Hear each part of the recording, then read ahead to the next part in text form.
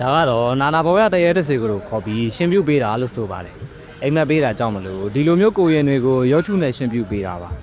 တာရနာမှာတော့ဒါမျိုးလို့ရဟာတိတ်တော့လက်ခံနိုင်စရာမရှိပါဘူးဝီနီးတွေနဲ့လည်းမညီပါဘူးဒဇင်းခံတိမ့်တက်ပေးလို့လည်းမရပါဘူးတခါတလေကြတော့လေလူတွေရဲ့အယူအဆကအခက်သားဗျာ